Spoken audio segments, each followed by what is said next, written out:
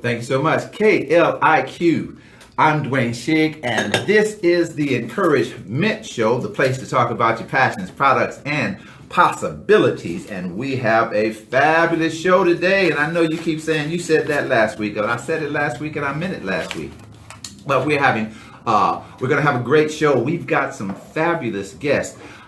I want you to get prepared for the show that's going to just blow you away, blow everyone away. I'm getting ready. If you're listening at KLIQradio.com or Ustream, I am working on my camera angle so I can see everybody, and that's why you might hear me stuttering and stopping and things of that nature. And so I didn't get a chance to do my pre-production, but I got it together. But KLIQradio.com, Ustream, my Facebook page, as well as my YouTube channel. You'll be seeing my shows on there. So we are grateful for everyone that's taking out the time to be with us today. And our show is brought to you by my latest book. It's called Go Get It, Stories and Steps to Seize Success.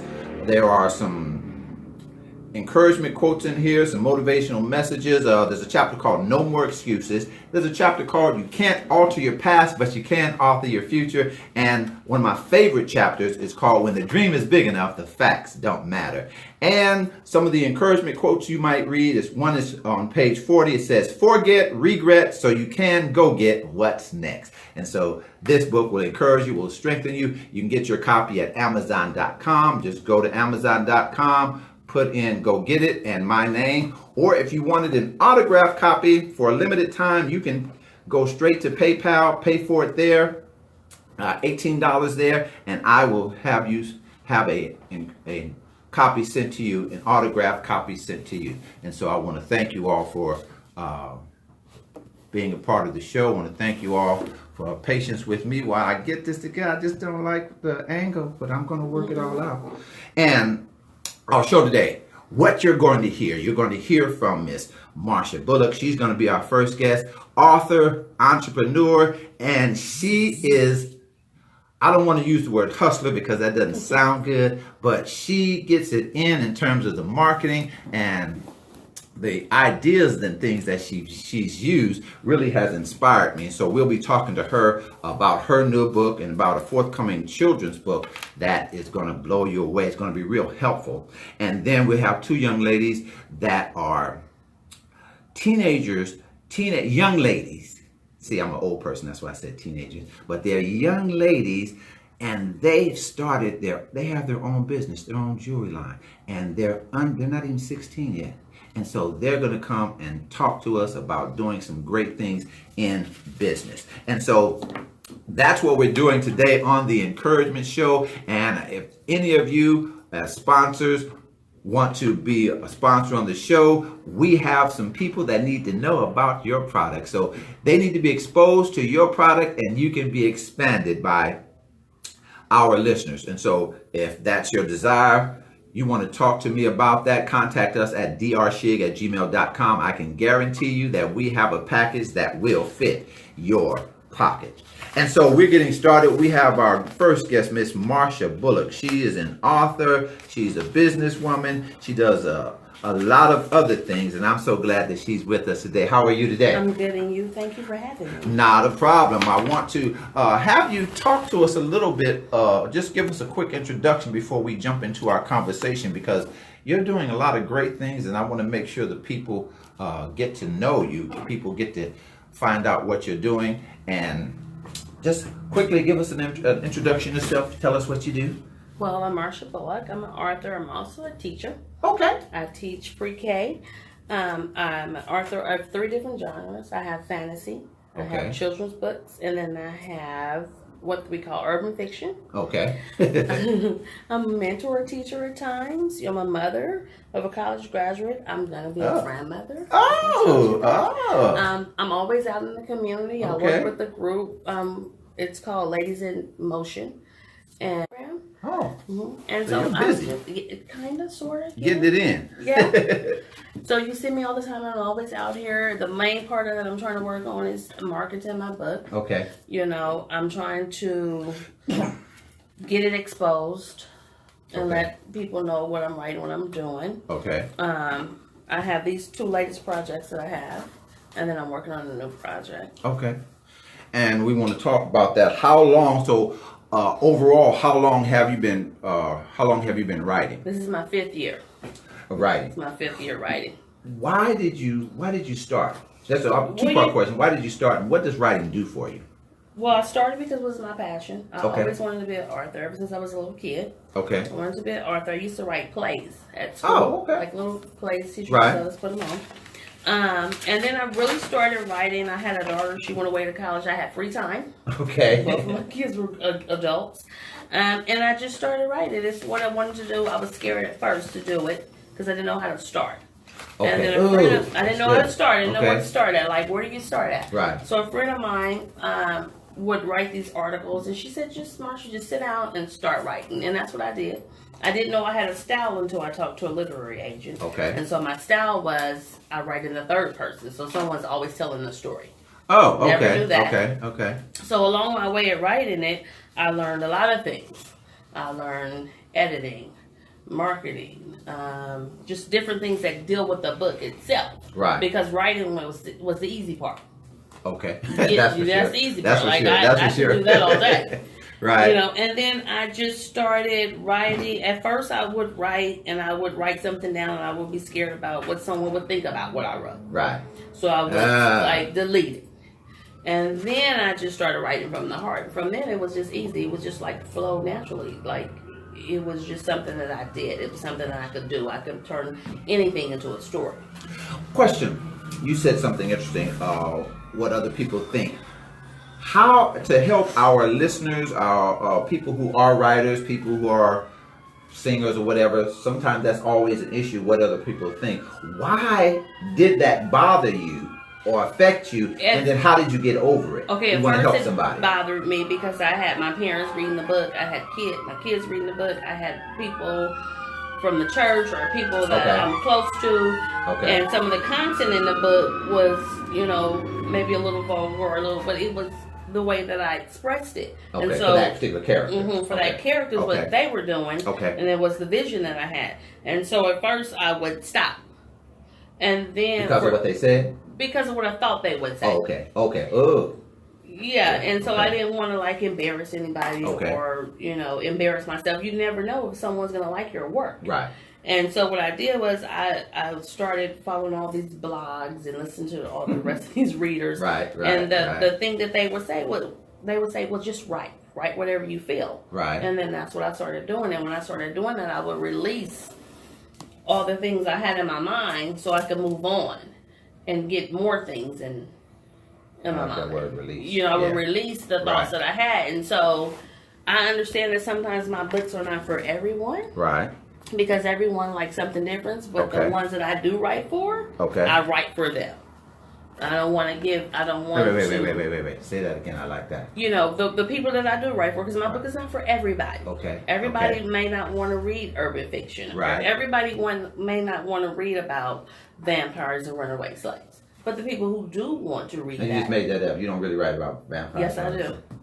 Okay. Yeah. So the people that want to read that, right.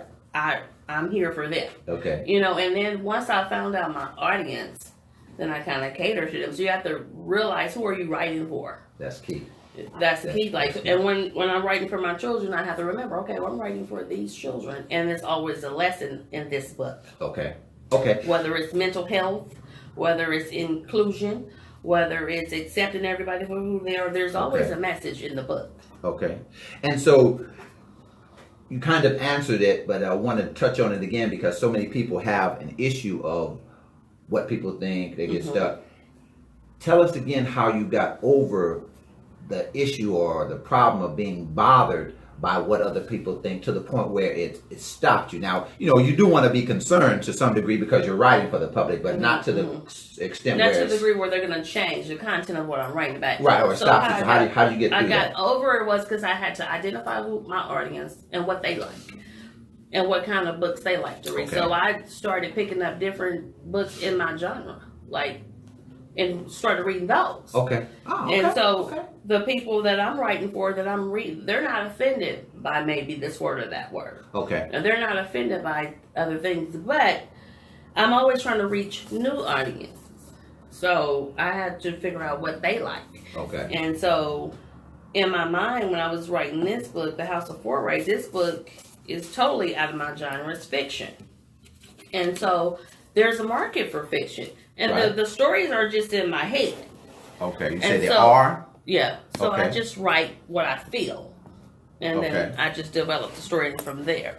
Okay. So I'm not here to push my reading on anybody. You know, but I found out through writing the books, I do have an audience. And they wait for the books. And I'm here to give them what they need. They want this, and so I'm here for them. Okay. So, what is your latest project? My latest project will be The House of Foray. Okay. And it's about the relationship between the runaway slave and the mistress of the house. They have like a dysfunctional sisterhood relationship. And it's the book with the vampire in it. Yes, it's the book with the vampire. And this runaway slaves and vampires. And she's also a voodoo queen. So wait a minute. So she's also a voodoo queen. So she has all these things going on. So this book is like my favorite at this right now. Okay. So this is but I have a project coming up. It's called Mama Don't Look Sick. I want to talk about that because you were telling me about that. That's an interesting concept. We have. I want to get into that, but in case someone wants to call in or ask a question of our guest or me, you can give us a call, 323-300-8132, 323-300-8132. And I want you to tell us about that, but I've got some questions from some of the listeners and want to jump into that. But tell us about... Pinky?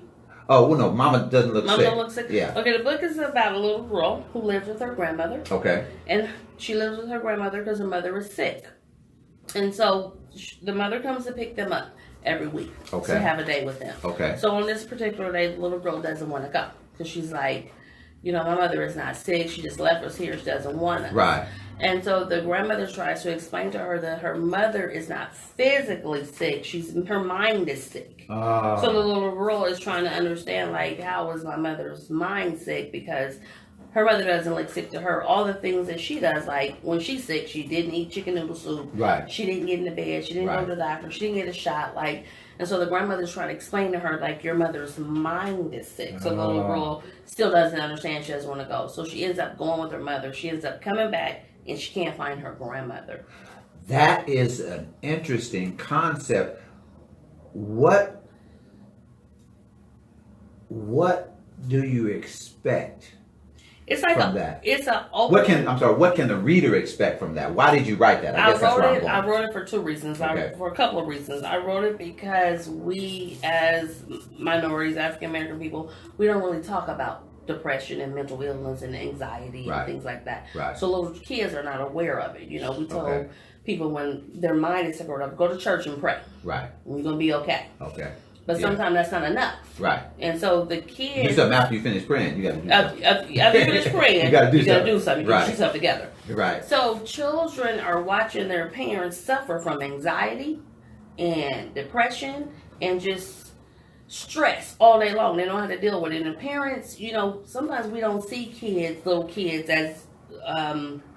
people. They're just little kids going to room play and play.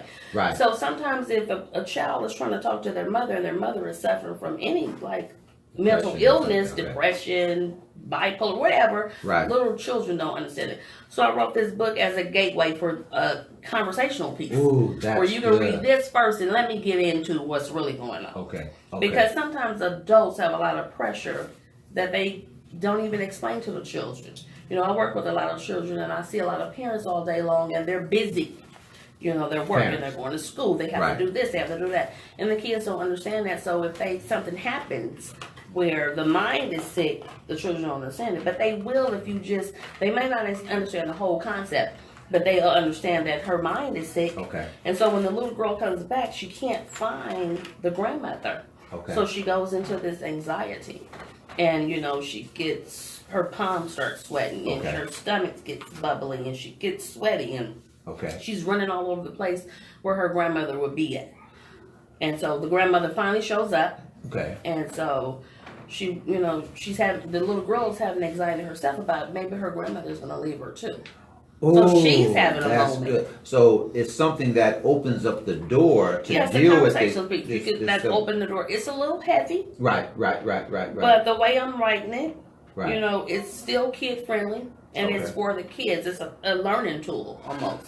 Let's help some entrepreneurs, some other writers, and things of that nature. I have a question from Dwayne from Carson, California, and he asked, how do I keep my passion alive? You were talking earlier, there's so much to do. There's writing, especially if you're a self-published author, there's the marketing and all that stuff you have to do yourself. So, and then if you're, you've got other things going on, and if you're not full-time doing this. So his question is, how do I keep my passion alive? Well, the passion is in you. The passion is always in you. It's a basic instinct to go write, to go write something. And if it's writing or singing, if your passion is singing, you're always going to want to do it. The way you keep yourself motivated is you work on it daily. Just if you could go to work for a company for 8 hours a day, then you can come home and work for yourself. Because just think about it, you're at work all day working for somebody else, right? And when you're living their dream out, right? So when you get home, you're working their dream. So when you get home, right, you have to find the time and the energy to work on your own passion and your own dream. So the passion is always there, it never dies. You may get discouraged at times because a lot of things are not happening for you. But I say, just stay at it. Just keep doing it. Just do a little bit a day. Just small step, one day at a time. Because it only takes that one time. I had somebody ask me, why do you write so many books at one time? Because first of all, they're in my mind. Right. And I can. Right. But it only takes one book. So if you pick this book up and you like it, then I can say, well, hey, I have 5 more that you can read. So to keep your passion alive, you would say do something involving or for it. And learn about it. Learn different things about it. So learn something about it. Learn about it. Learn like different websites that you can go to. Learn different places you can go. Learn, for example, I did a book signing in Staples. I want to talk about that because that blew me away. I'm going to finish his question. Then that has to do with the marketing and that's why I use the word hustler. His question, I would just stay at it because the passion never dies, and you have to. You're going to have bad days. You're going to have good days, but if you stay at it, and every day you're inching towards something, inching towards something. But if you just lose the passion and don't do it, you'll never get there. Exactly. And so to add to that, I would say. Do something, as you were saying, do something for the goal, the dream, for the book, for the song, for the business. Do something consistently. If it's acting, go out for a role or practice a role. If it's singing, write a song, sing it, find out who else is singing, find out what auditions are. So do something on it regularly. Take a class on it. Learn a writing class. Okay, that's good. The marketing, I want to get back to some more questions, but the marketing as it relates to self-published authors, and our other guests are business people, and so I want to talk to them about the marketing and the hustle. I can't get away from that word because that keeps coming up, but the working at it, that's a hard part, especially with self-published authors. The hustle. And so it is. You had a book signing in Staples. A few of them. I saw them, and I had to pray. Wait a minute, I had to pray not to get jealous because I love that. When I saw that, I said, "Go ahead." That was awesome. How did that come about? Okay, it came That's about. an unusual I do a lot of business in Staples. Okay, like I print a lot of business cards. I do a lot of posters, and I'm in there, and I'm always talking. Okay. And so I just happened to be, the girl knows me. She was behind the counter and she was talking to me. And so I'm always in there talking about my books and handing out cards. They make the cards in there. Okay. And so she said, Miss Marsha, we're having a small business festival. Okay. Next week. And she said, you have a small business, don't you? I said, well, yeah, I do. I'm an author and I write books and I sell books. She said, yeah. She said, would you like to come and have a book signing here at Staples? Of course I did. Right. Let me think. So I was like, yeah. So I went there. with no expectations, you know. Okay. Because this is an office supply store. They don't Right. sell. Well, they do sell books, but you know, it's not a place to have a book signing. Right. And surprisingly, I did well there. Great. Because you never know who's going to be where. Right. And so I forgot where I heard this. That someone said, take advantage of every opportunity you have to make the most of it. That's right. So what I did was, I just took it. She invited me. Right. And I asked her, are there any limits to what I can do, what I can bring? She was like, no. Okay. Whatever you need, we have it. So I made the best of it. And then that day, I came with Pinky, with my children's book. Okay. Because I found out that most people are more receptive to children's books. Okay. And Pinky, and they like her. Okay.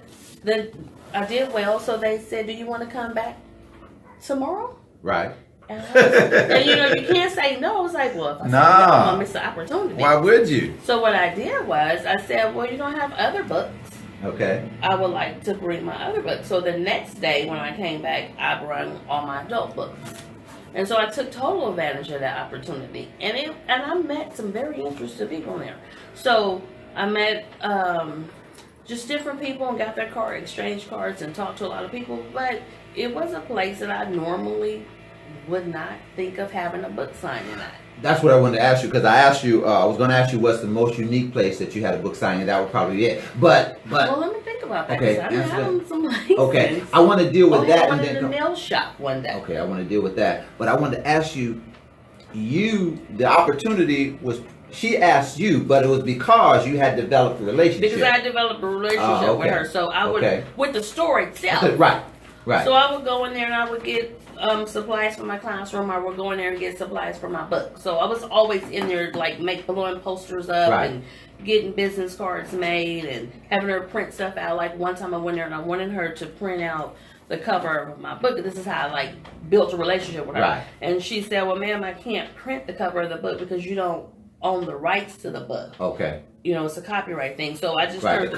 book back and showed her my picture on the book. I was like, it's mine. Right. And that is what sparked up our relationship. We started talking. Okay. And then she's like, oh my God, you're Arthur. And I was like, yeah. And so that kind of started it. And so over the years, I had to just develop that relationship. Now tell us about I want to get to two things before we run out of time. The most unique place you had a book signing. Tell us about the nail shop, and I want to get the Pinky. Okay, I would go to this nail shop, and I've been going here for years. I would get my nails done, and the guy's like a really cool guy, and he was like, you know what, you need to come and have a book signing over here, Marsha. And of course, I take advantage of that opportunity. And so I was like, are you serious? And he was like, yeah, anytime you want to. So I just went in there with my stuff, and I went in there on the most busiest day, which was Saturday. And I sold a lot of books over there because just think about it. It's a lot of women in there. Just think about, like, I hate to say this because it's so wrong. The bootleg CD man that comes in there who sells his CDs. He's in there selling CDs to women like us who do that kind of stuff. Or the band who comes in who sells his purses or his wallets. So he's like, so you come and sell your books. Interesting. And I set up my book just like I was at a book signing. And I did really well in there. Talk later. Give me brother's name. And I had like the ladies in there calling their friends and their girlfriends and said, hey, this lady's over here and she's Arthur. And you like to read this kind of stuff. And built-in promotion. Yeah, and I stayed there for a while. And he offered me that opportunity anytime I wanted to come over there. Okay. So... talk about Pinky, and then I've got one more question I want to ask you to help somebody. So this is... well, this is Pinky, and I love Pinky. Let me show the people. For the people that's listening on radio or Ustream, you can't see Pinky, but the Facebook Live people and the YouTube people, you can see Pinky. That's Pinky.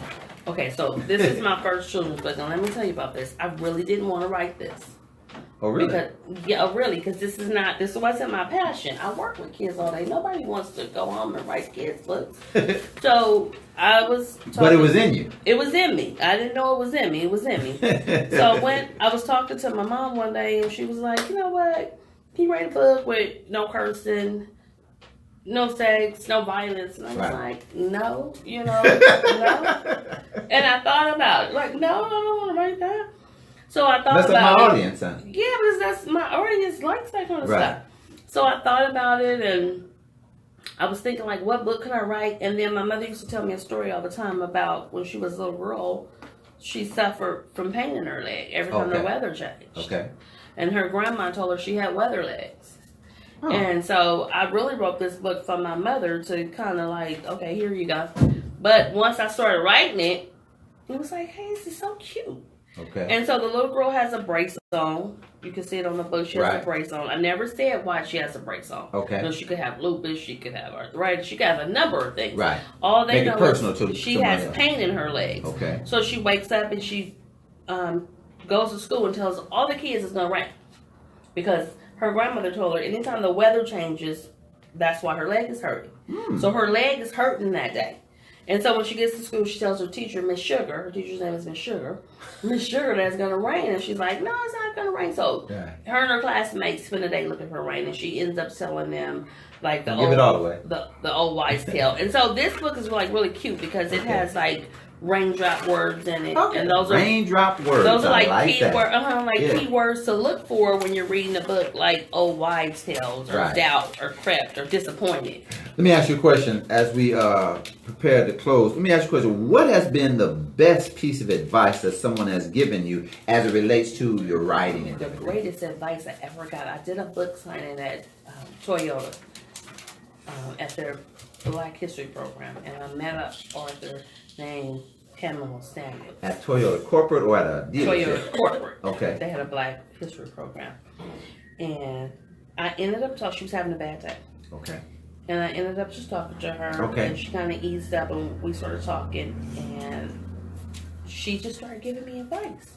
Right. And I was kind of disappointed because with my first book, it wasn't really edited well, like as well as it should have been. Okay. Because I this was my first time, so it was still my fault. And so she said, what you need to do is best advice ever. After you write the book, you have it edited, you have it proofread, you have it edited again, and then you have a focus group. And the focus group, and I always have these now, the focus group is to catch any last thing that may be wrong. She said, because the editor's job is to edit the book, but it takes more than once. Right. You have to go through it. So it was the best advice she gave me. She said, you have to be open for criticism. Okay. You can't be mad or get upset when they send it back to you and you see all these red lines on it. Because you write the book. Right. But you need to have it edited because urban fiction writers, we get a bad rap for not having the books properly edited. Right. And so that was the most valuable information I ever had. That's good. So how can our readers get now the book about the young lady, Grandma Doesn't Look Sick? When will that be out? Hopefully by the beginning of next year. Okay. Because I'm getting it. I'm excited because I'm gonna get it illustrated. So that's like the fun part. Okay. So Pinky and House of Foray. All my books are on Amazon. Okay. You could just type my name in. I hate to say that sounds so bad. You type my name into your What's Amazon. Your name? Marsha Bullock into the Marsha Bullock. Okay. You can get it from Amazon, get it from my website, vividimagination.com. Okay. They're also on Barnes & Noble's book press. Okay. So electronic books. Right. And they're also on Kindle. You can download them on Kindle. Okay. You know me personally, you could just comment. Marsha Bullock, author, entrepreneur. Well, I'm not offended by that word, so it doesn't bother me at all. But working it, she gives inspiration. She inspires me in terms of how to get the business done. And so contact her. People want to contact you, follow you, contact you about speaking or whatever the case may be. You can follow me on Facebook, Marsha Bullock. They can follow me on Instagram, Vivid Imaginations 13. They can follow me on Twitter. Okay. It's Marsha Bullock 70.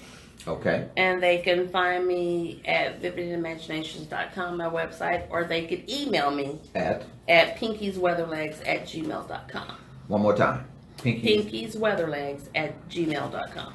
All right. We've been talking to Miss Marsha Bullock, author of House of Foray, and Pinky's Weatherlegs. And she has a new book coming out and doing great things. So contact her, follow her, and we want to thank her for being a part of our show today. Thank you We for greatly having me. I appreciate you. Not a problem. Not a problem. We're going to do some business, and we have our next guest coming up. But what I needed you to know is that being good at life means getting your finances together so you can focus on the moments that matter the most.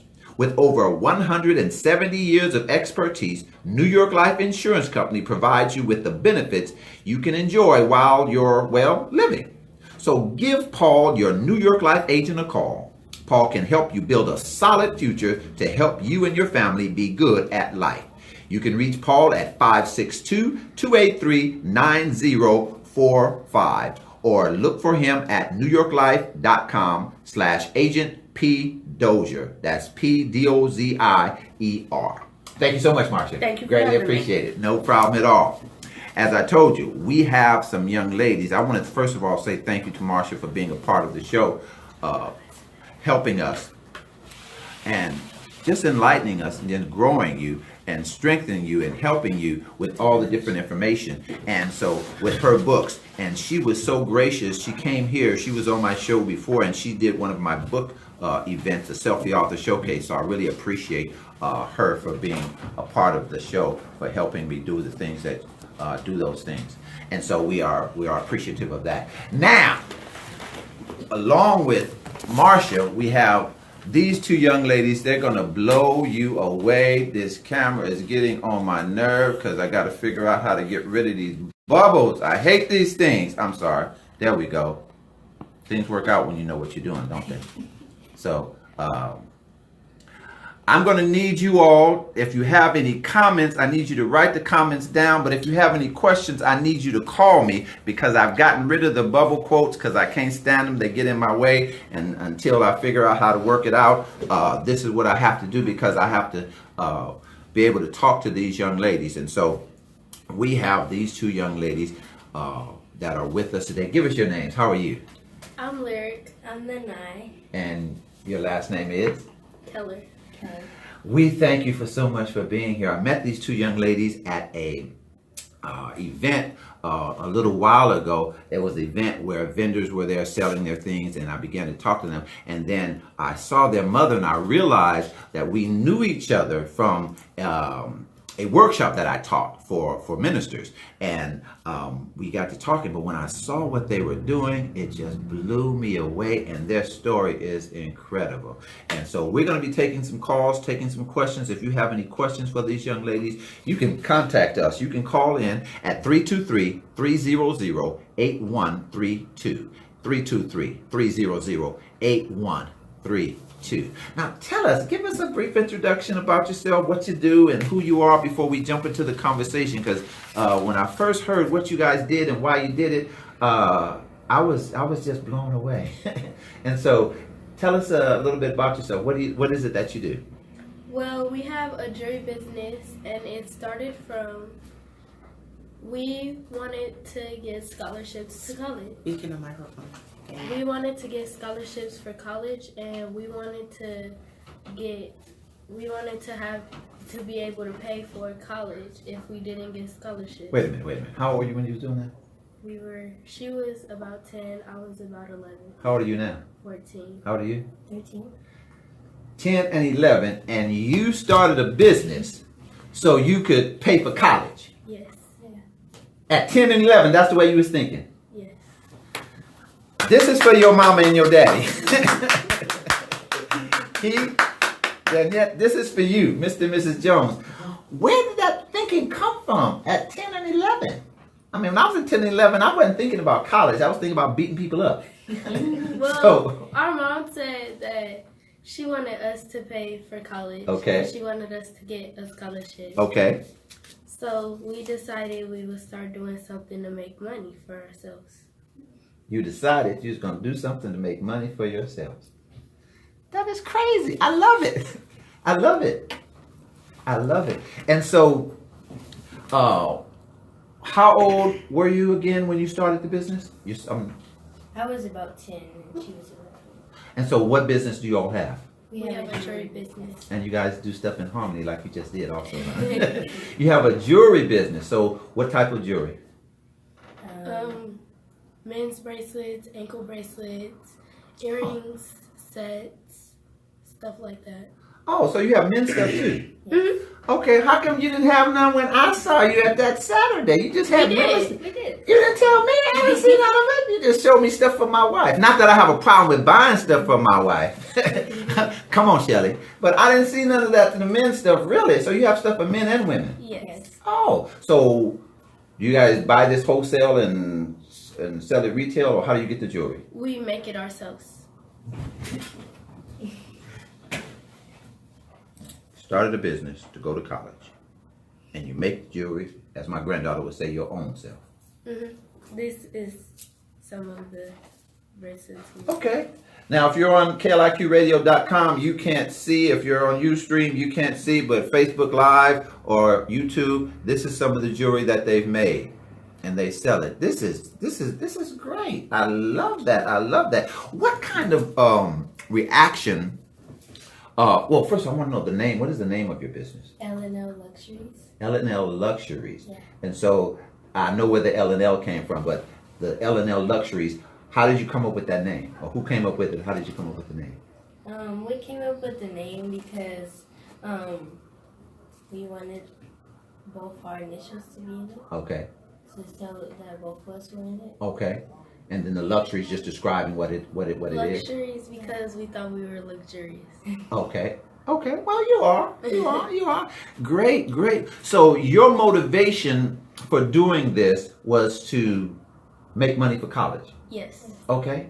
What kind of responses are you getting from your friends? Let me interject this. If you all, anyone listening or watching, you want to call in and ask our young ladies a question, do so at 323-300-8132. 323-300-8132. What kind of reactions do you get from, friends? And my friends, when I told them that I had my own jewelry business, it was like, no, you didn't make that. Well, I got a different response. Some of my friends thought it was cool, and some of my friends are like, "No, you don't have that. It's not yours. You just buy that from like Burlington or something, and you just like sell it to other people." I'm like, "No, I really make this. This is my business." Okay. You may not have learned it as of yet, but there can be a lot of negative comments. Oh, you have learned it, and as it relates to business and stuff, and going after your goals and your dreams. And how do you handle that? One of our questions. Someone wrote in a question or sent me a question about keeping your dreams to go together, or how do you? I'm going to ask a question from a guy named Terry in San Diego. It says, how do I stay motivated to pursue my goals when nobody else believes in me? So if you've had other people that didn't believe in you, how do you go about staying motivated, staying encouraged to pursue this business? Well, you first have to believe in yourself. It doesn't matter what anybody. How old are you? 13. Mr. Jones? Mm-hmm. That's all I got to say. I'm sorry for interrupting you, dear. Go ahead. You have to believe in yourself, and even if nobody else doesn't believe in you, you still just believe in yourself. How do you stay motivated? How do you stay up? How do you stay excited? Because this person asked the question, and I'm assuming, dealing with whatever they've dealing with, they have people that talk bad about them, don't believe them, or whatever the case may be. And so is there something you do to stay motivated, something that either of you do to stay encouraged, when people talk about you or when things don't go well?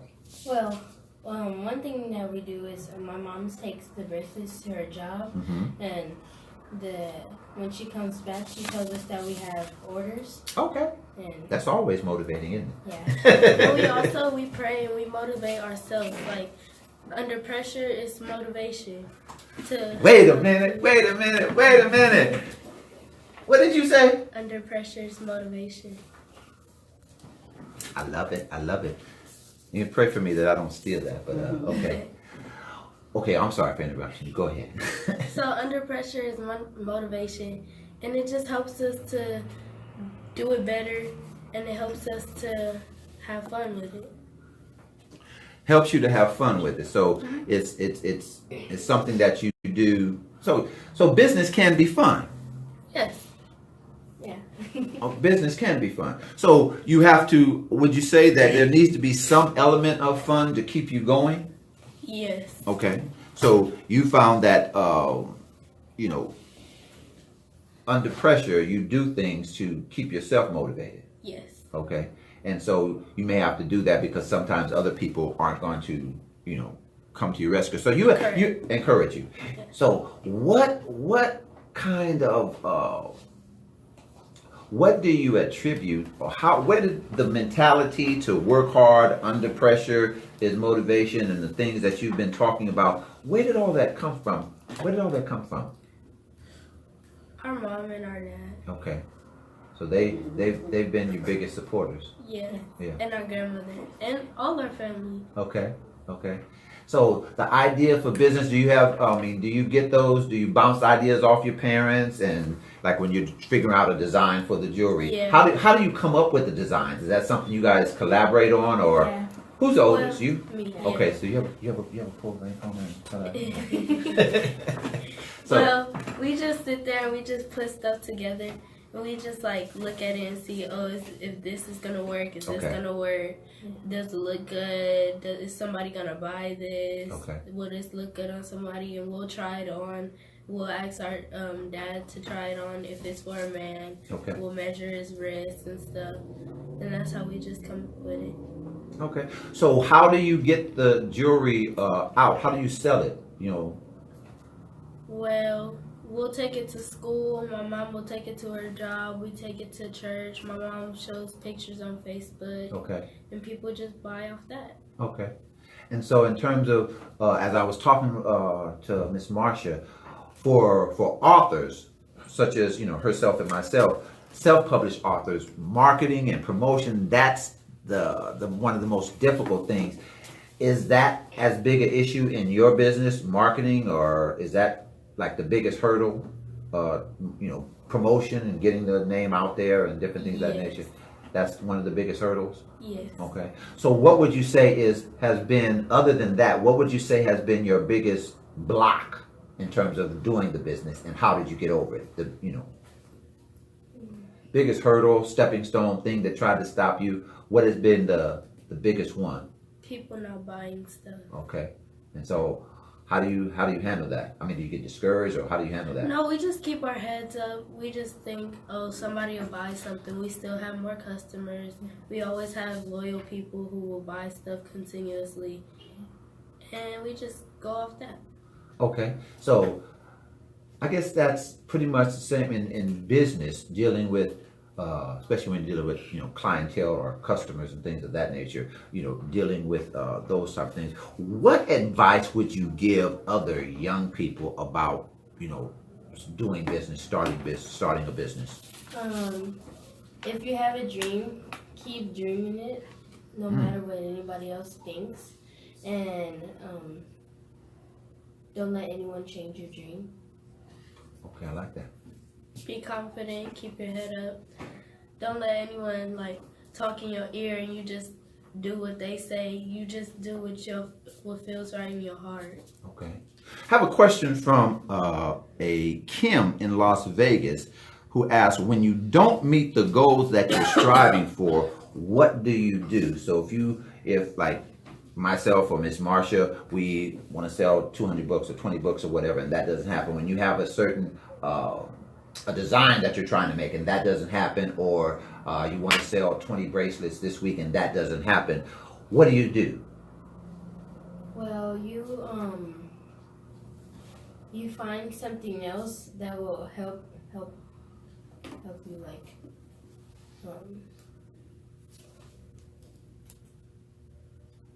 help you meet that goal that you have.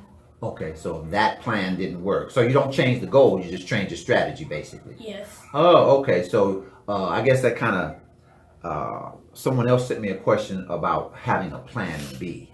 So basically, if the goal is to sell a certain amount of whatever, and you don't sell 200, you sell 150, you just find another way to do it. Let me ask you a question. If you have a goal and you don't meet it, does it make you feel like a failure?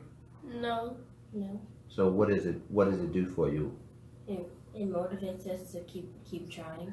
To keep going until you get there. Yes. Okay.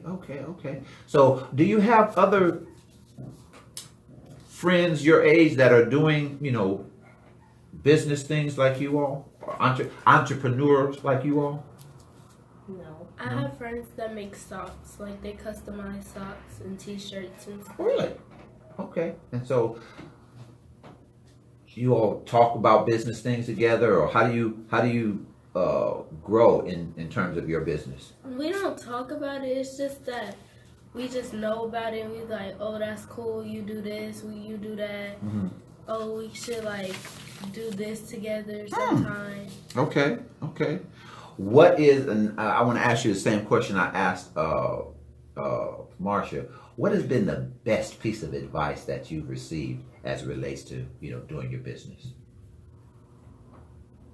It's advice is that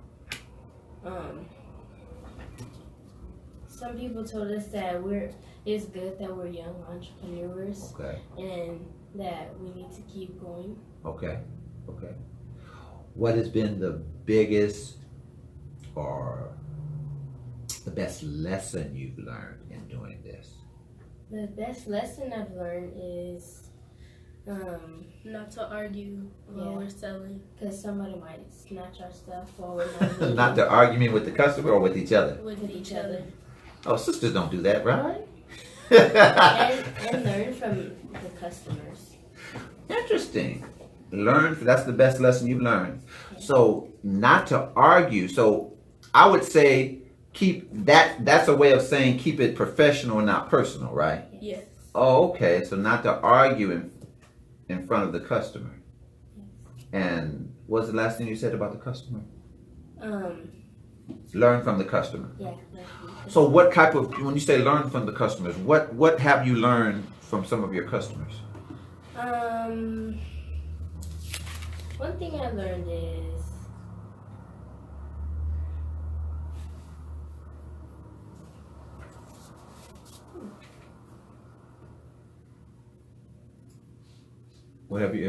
is there something that you remember from something your customers have shown you, or something that happened with them, or while you're in front of something that you learned? We actually learned don't argue with each other from a customer. Really?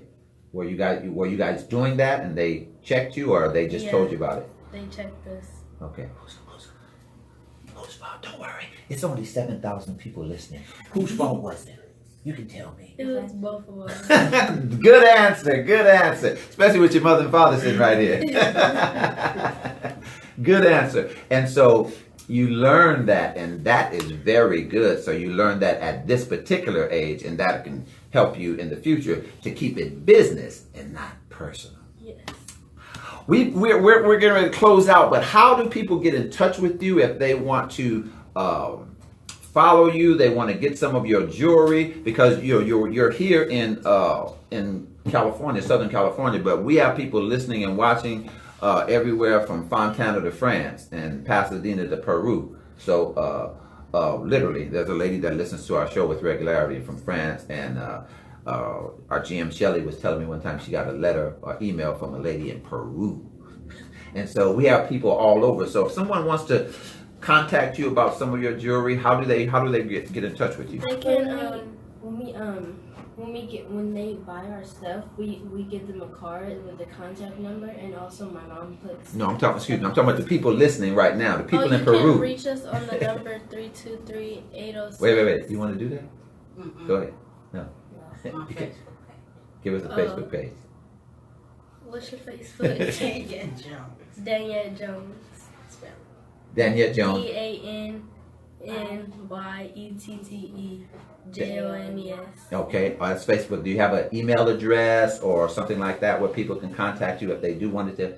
Because you don't want to give the people in France your personal phone number, But email address. Email. Is there an email address? Her email is dbrnzteach@yahoo.com. One more time.